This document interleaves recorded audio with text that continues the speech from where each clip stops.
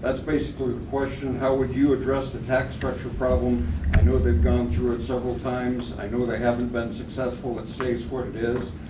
I moved here from Texas several years back. One of the things they did was they put a tax freeze for senior citizens where it stayed the same basically until the property sold again, and then they added to it for the new bunch that came in to take it, allowing people to stay in their home that have been there for a long time. That's the basic question. Thank you.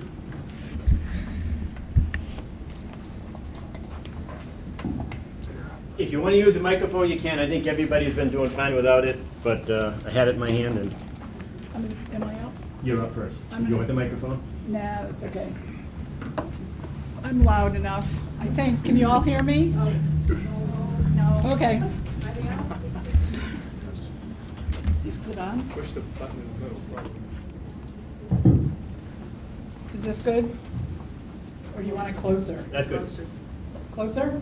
Okay. My name is Cynthia Weiss. I'm running for District 1A, Heather's old district that's now open. And when it comes to your question about taxes and people coming into our state, it is atrocious that people come in, but it's especially one of the things that's driving people out of here are the big contractors that are putting up the multi-million-dollar things and dense housing, and there should be no reason why any Idahoan, I don't care if you came here 10 years ago, 20 years ago, or you lived here forever, as in the case of I'm returning to my ancestors' home, and I can tell you that my husband and I, have been offered a huge amount of money from people coming in from out of state if we would sell, but there's nothing that would make us sell.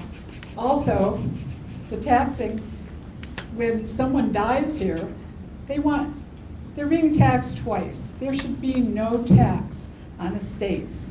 It's just not right. That's double taxation without representation. Also, there are ways to correct the tax problems here, but it's very complex. It's not a one-size-fits-all.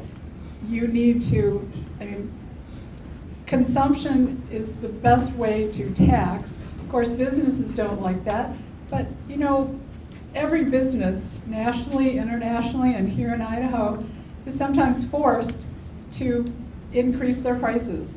So I believe in a flat tax and no taxes except on consumption.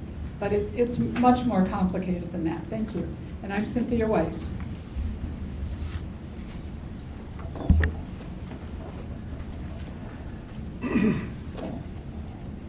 Let's talk about property tax first. Fundamentally, do you ever really own your property if you have to pay property tax? No. And the reality is you really don't. So there's really no property ownership as long as we're using that as the basis to fund government. However, if you go to state of Oregon, there's no sales tax. If you go to Washington, there's no income tax. But what every place shares in common is as much government as we allow or want is going to have to be financed through some means from we, the taxpayers. And that's why I think that government should be limited. We should ask government to do very little. And I gave the example earlier about the Los Angeles Office of Education, that government seems to have an incredible ability to be inefficient due to lack of competition, and they are wasteful. And if you even talk about one of the things that I'd say fundamentally maybe we should have government do, I might agree that we should have them build the roads. But then again, if you drive around on the roads around here this last winter, we've done major repairs that fall apart literally within weeks. So it seems to me like government is not even the best vehicle with which to maintain and build roads. So generally speaking, there is a concept of immoral taxation. And the estate tax would be one of them. Everything that's in an estate you've already taxed before and you're going to tax it again. Sales tax on vehicles on an ongoing basis to me is immoral. You already collected sales tax on the first purchase of the vehicle and you're going to go collect it every single time that you sell that vehicle. I generally agree if we could get to a system of consumption tax based on the first use of that item, then that would allow people to opt in if they want to consume goods and opt out if they don't. But overall, I'd say we need to reduce the size and footprint of government, because government does not actually do very many things well. At a minimum, have them enforce good criminal laws, which is their fundamental purpose. And beyond that, I think the rest is subject to negotiation, and I'd prefer to see most of it disappear. Thank you. So I agree with Scott wholeheartedly. I lived in California 30 years ago when I moved up here, and in 1978 I was just a pup, and the California legislature passed Prop 13. What they did was they rolled back the taxes 2 or 3 years, and that helped everybody to not have their property tax go completely crazy with property values rising through the roof. And some of those folks are still living in homes that are taxed on the 1975 basis, which you can imagine their taxes are probably a pittance compared to if they sold and bought new. So what Scott has stated on the consumption tax, I agree with wholeheartedly, but a leap from our current property tax system to eradicating it via a consumption tax is probably a leap too far for the state. I would love to see it occur, but maybe we can incrementally go to, say, a Prop 13 type system, and then ultimately go to no property tax at all. That's better than nothing, because what we have now is going to cost a lot of folks their homes as the economy starts to waver here in the future. What we'll also have to be careful of is a consumption tax, a sales tax that is so high that people will then purchase with their feet, and they'll go to Montana where there's no sales tax and go to Costco. And they will go to, if you're on the border, you're gonna go places where you're not paying exorbitant taxes. If we put our consumption tax, our sales tax at 12%, people are they're gonna shop elsewhere. So we need to make sure that we don't lose our tax base because people are moving across into Montana to go do $10,000 worth of Costco shopping and Walmart shopping and clothes shopping and everything, and just drive back across the border. So it has to be a very delicate balance, but what is occurring right now with property tax is terrifying for especially our elderly and who are on a fixed income. So we definitely need to work on that. So there was a bill that you're referring to that would have removed the property tax off owner-occupied homes. And I thought that was a brilliant idea, exactly what everybody's been discussing thus far as the importance of owning your property truly and not being beholden to a government entity holding that over your head if you don't pay those taxes and doing that. It raised sales tax by 2%. All those taxes go to local entities. They don't stay at the state level. So when you're talking property tax, it affects the county and some cities, not the state, yet we set the policy for doing that. And that's where a lot of that rub comes in. And then the businesses not liking an increased sales tax, like you said as well. That got printed, which is the first step in a piece of legislation, and then all the conversation started and it never went anywhere because it was just too much that late in the session, which is generally what happens. If you have a really big idea late in the session, people are very nervous about that and doing that. However, from what I've heard and sitting on the tax committee is that we're going to continue that discussion because it was generally popular. It's something I feel strongly in. We cannot do a Prop 13 at this point in time because our Constitution does not allow it. Like parcels have to be taxed like. There was a AG's opinion that came out that would allow some deviation from that I expected to see because that happened in the interim, but we didn't ever see any legislation to do that, which would help ameliorate that problem for the elderly, for veterans and fixed income folks perhaps. Those are things we can look at in the short term, but I think heading in that direction of removing the property tax, the fairest tax there is that consumption tax. Shaping that the way we want to do it is how we need to go forward, and we're going to have those conversations going forward, I'm certain of it. Dan, is there... He's asking. I can address one point. Heather was going to address, she said somewhere in the legislature, basically in one of the committees, there were stops that were preventing that legislation from being looked at and heard. Can you address that? Like the leadership of certain committees? He's answering the question you asked, and it's unfair to the rest to not go there, so we'll avoid that unless it comes up again. Phil Hard, running for Senate and Legislative District 2. I served in the legislature for 8 years. Bills that are meant to die go to House Ways and Means Committee. That's the chairman's, that's the Speaker's committee.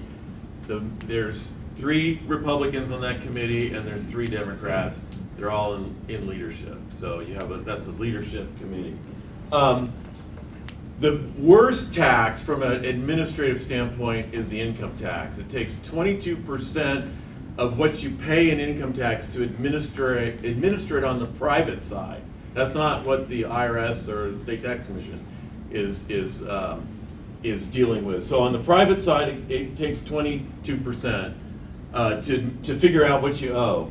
The most efficient tax is the sales tax, which takes about 1% to administer.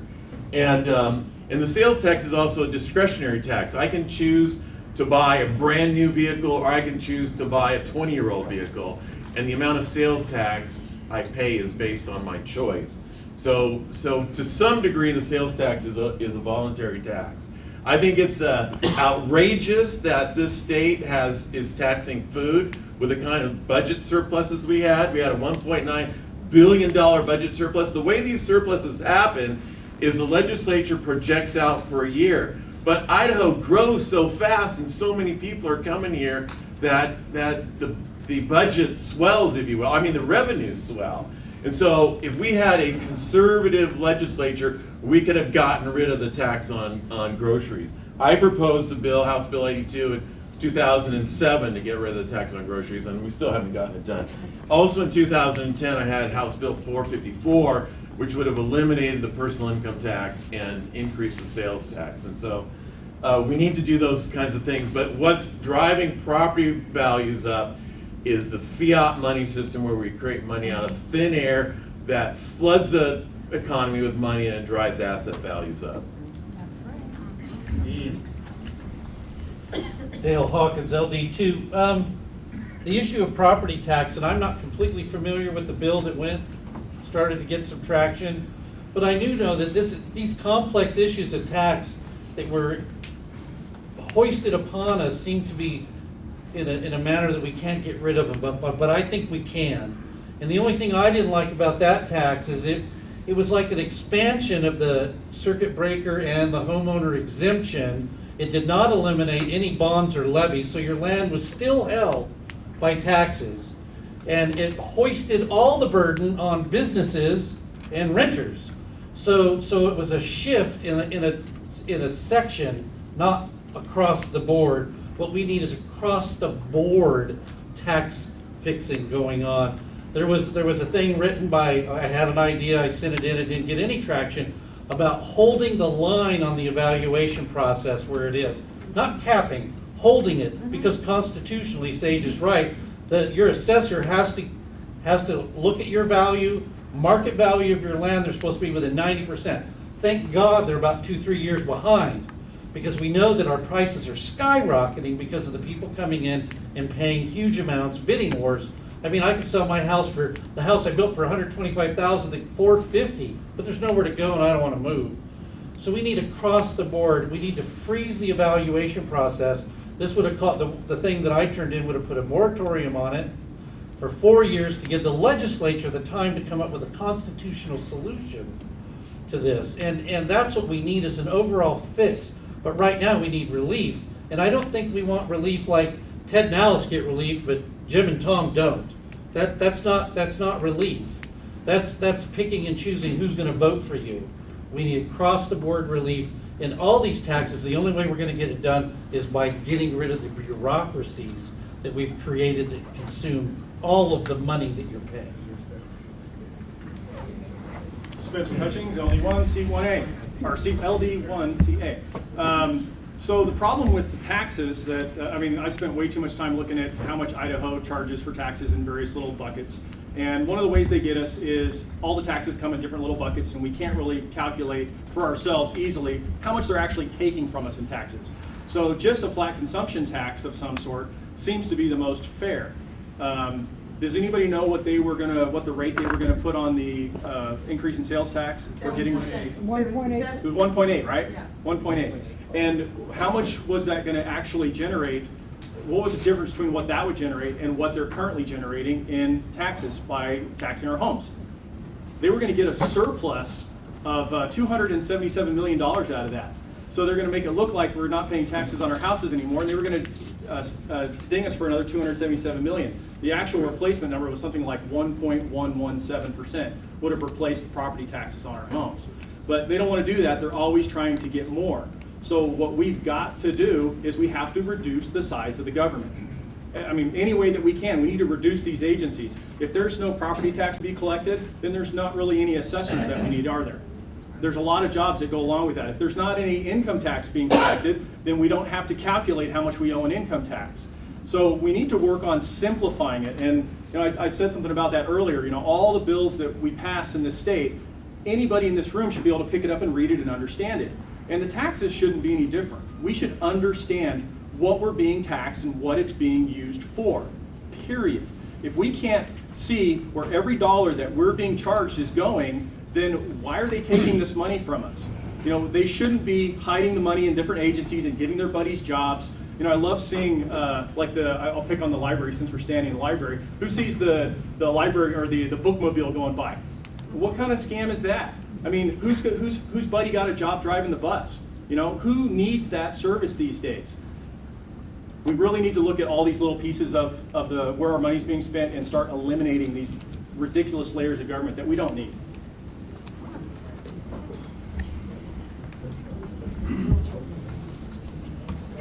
My name's Adam, seat 1A. We definitely need to do something about taxes, absolutely. Our neighbors to the west really got a couple things really right. They don't have any income tax over there in Washington. I would like to get to that point to where we don't have any income tax. I'd like to get to the point where we don't have property tax. However, we have a constitutional problem, and we need to change the Constitution if we want to attack these reductions. I'm all for reducing and stabilizing the tax structure. Part of my platform is tax reduction and stabilization. One of the things, we look at what the assessor is doing, and we look at the volatility of the property values because of the migration, people trying to get out of these socialist states and come to a free state, and they're driving our property values up. Well, that creates a volatility in the system. I would like to see property taxes froze for those people that are on fixed incomes. Those homeowners that are on Social Security, or they're disabled, or they're just plain to the point where they can't work anymore and they own their own home. We need to freeze that so that we can figure out how we're going to address the property tax issue, so that we can work on changing the Constitution so that we can work toward eliminating the property tax altogether. But the other thing I was thinking about is stabilizing that whole process. Somebody talked about 4 years, moratorium.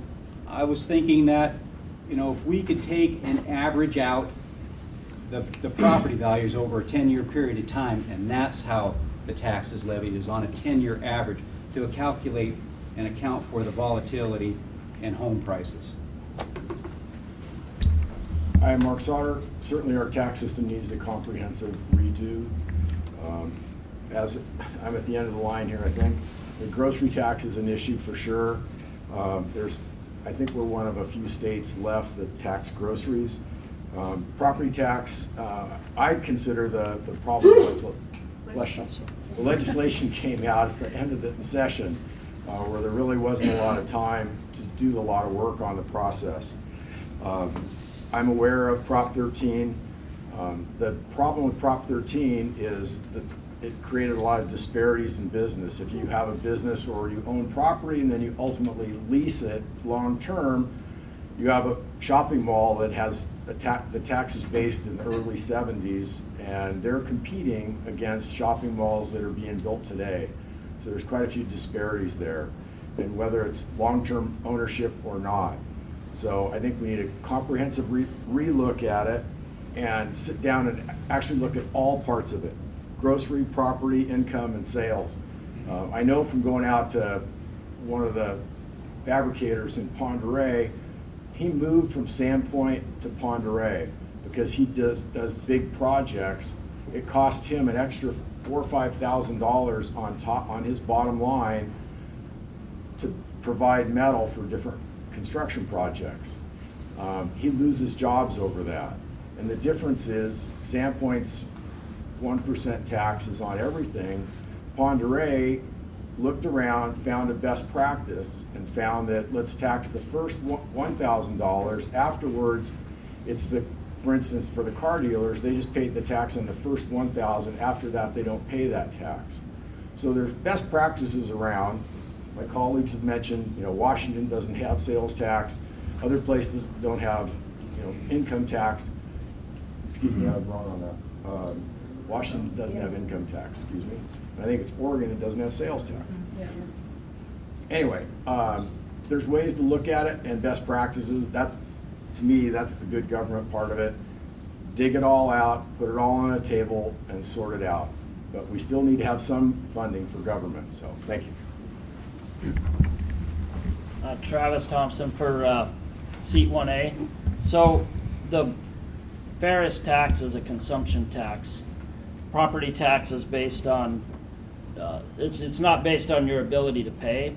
So I'm against property tax in that respect, and we should shift our taxation towards consumption tax. I've already started talking to people and having conversations about it. Like that bill got released. Part of the reason to do that is to get the conversation out. It's not like it's held somewhere, but you put it out there and you start getting the conversation. It's a complicated process. The property taxes go to the counties. And so if you take the sales tax, you have to get that apportioned back to the counties. And so you have to get the county commissioners to buy in to make that process work. So there's some complications in that process. But the tax code would have to be written so that the counties can be able to continue to fund what they need to do outside of having the state being the gatekeeper to that. But you also can't have the counties just raising the tax above a certain level also. So there's some complicated parts of that, but it should be based on the first purchase of new items, and it should go to consumption. That's the Ferris tax. It simplifies the system also. You have unnecessary burdens being applied to different parts of the economy that aren't necessarily adding value. So that's another reason for the consumption tax. So I appreciate it.